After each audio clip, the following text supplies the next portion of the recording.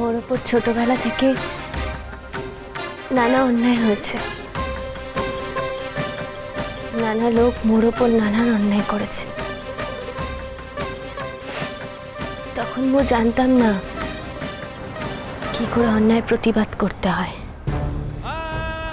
প্রতিবাদ করার সাহসও ছিল না, আর উপায়ও ছিল না।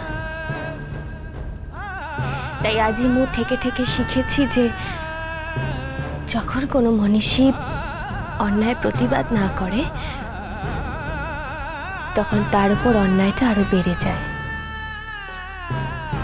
আর বিশেষ করে মোর স্বামী যখন গোটে মিথ্যে সন্দেহে মোর উপর অভিযোগ করে,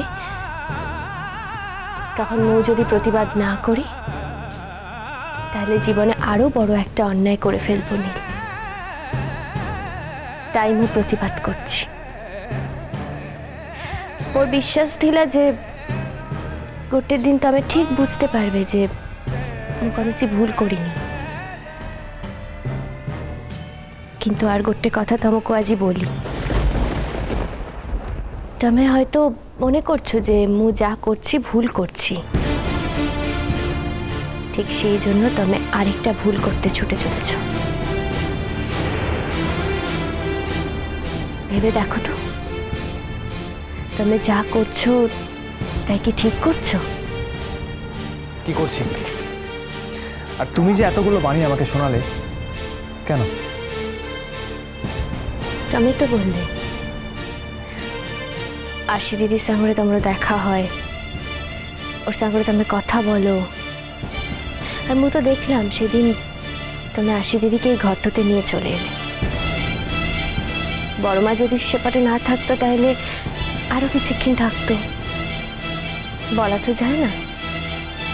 হয়তো সেই রাতটাও থেকে যেত এই বাড়িতে। So what? তাতে কোন মহাভারত অশুদ্ধ হয়ে যেত? মানে তুমি আবার জানতে চাইছো যে এতে কি অন্যায় হতো? হ্যাঁ, আমি জানতে চাইছি। আরশি তো আমার বহু পুরনো চেনা। আর শুধু চেনা নয়, আরশির সঙ্গে একসময় আমার বিয়ে হওয়ার কথা ছিল, আর পরে বিয়েও হয়। সেই হিসেবে তো আরশি আমার এক্স ওয়াইফ, তাই না?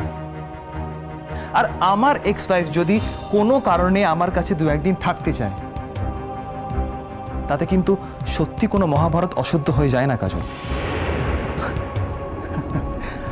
আর তুমি যদি চন্দনের জন্য এতটা ডেসপারেট হয়ে যেতে পারো আউট অফ নাথিং, তাহলে আরশিও 1000 বার আমার কাছে আসতে পারে।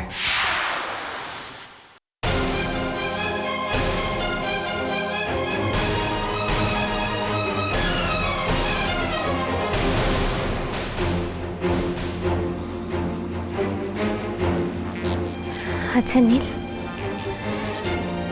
তুমি কি সত্যি অফিস ট্যুরে যাচ্ছ? জানো কাজল, আমি যদি অফিস ট্যুরে নাও যাই না, তাহলে তুমি বুঝতে পারবে না, তুমি জানতে পর্যন্ত পারবে না।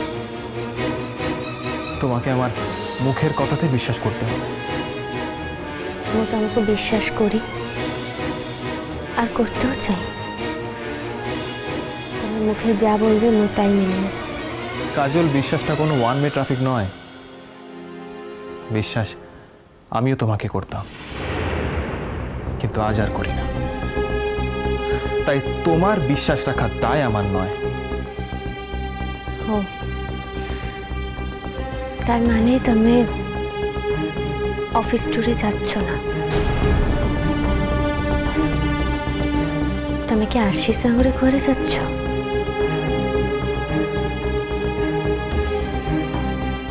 আমি যা বলার বলে দিয়েছি কাজল, আর তার মধ্যে আমার উত্তর লুকিয়ে আছে।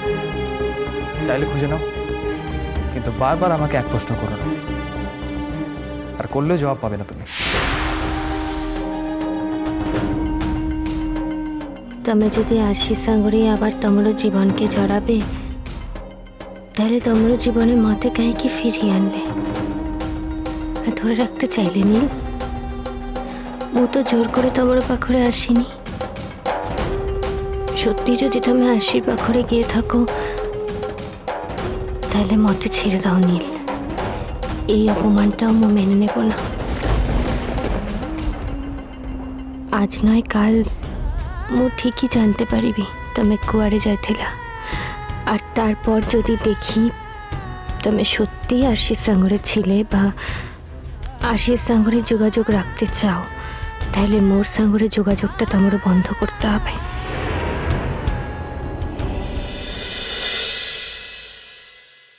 তারপর ভূমি কাল কিরকম এক্সপিরিয়েন্স গ্যাদার করলে?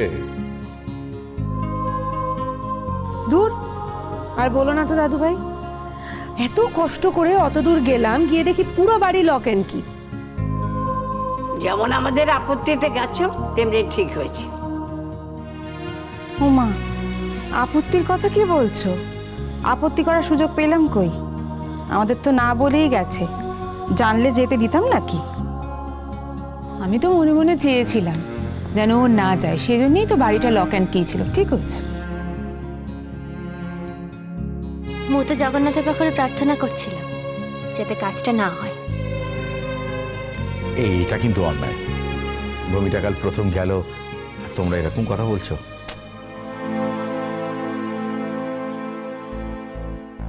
কাজ? ওটা আবার কি কাজ? হ্যাঁ, কিত্তে রকম কাজও আছে। তাই বলে লোকের বাড়িতে গিয়ে বাচ্চাকে নাচ শেখাবে? অমন কাজের কোনো দরকার নেই। আমি তো ঠিক করেছিলাম তোমার বাবা মাকে গিয়ে জানাবো যে আপনাদের মেয়ে বাড়ি বাড়ি গিয়ে নাচ শেখাচ্ছে। আপনাদের বাড়িতে এসে কত ছেলে মেয়ে নাচ শিখে নাম করে গেল, আর আপনাদের মেয়ে। দাদু ভাই, যে যার কপাল নিয়ে আসে।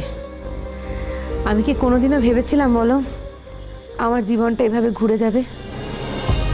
লালের মতো একটা ব্রাইট ছেলে এই বয়সে আমাদের সবাইকে ছেড়ে চলে যাবে, আমায় ছেড়ে চলে যাবে। আমি কি ভেবেছিলাম বলো?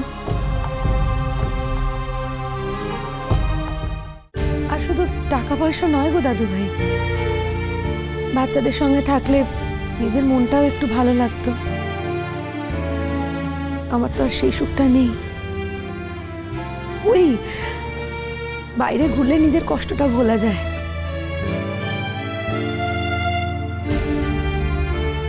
সেটা তো 100 বার ঠিক, কিন্তু তার জন্য তুমি অন্য কাজ করো, সেখানে তো তোমাকে কেউ বাধা দেবে না।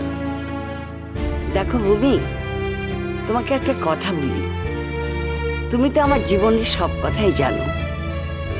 তোমার জ্যাঠাবাবুর কল্যাণে আমার তো ছেলেপুলের মুখই দেখা হলো না। তবে ছুটকির একটি করে বাচ্চা হয়েছে, সে আমার কোলে দিয়ে বলেছে সংসারের এত কাজ দিই আমি কিন্তু বাচ্চা সামলাতে পারবো না, তুমি মানুষ করো। সত্যি কি সংসারে এত কাজ ছিল যে সে বাচ্চা অবধি সামলাতে পারেনি? একবারও তার বাচ্চাদের দিকে আদর করতে পারেনি? না, ত্যাগ। আমার মুখের দিকে তাকে সে সব কিছু ত্যাগ করেছে। ও মা, তুমি কি বলছো গো দি? হ্যাঁ, মা জেঠ কি আলাদা নাকি? মোটে তো আলাদা নেই। হ্যাঁ, মা না আদর করলে কি বাচ্চারা আদর পায় না, নাকি জেঠি আদর করলে মায়ের ভাগে একটু কম পড়ে যায়? তুই তোর কথা বললি, আমি আমার মতো করে বুঝবো। সবসময় যে তুই আমাকে যা বোঝাবি তাই আমি বুঝবো তা তো নয়, আমি ঠিক আমার মতো করে বুঝবো। সে কথাই বলছি ভূমি। হ্যাঁ, বাড়িতে এখন বাচ্চা আসছে, আর মিনু তো চাকরি করা মেয়ে না, সব সময় তো কোলে বাচ্চা নিয়ে ঘুরে বেড়াতে পারবি না মোটে। ও বাচ্চা তোমাকে মানুষ করতে হবে ভূমি। হ্যাঁ।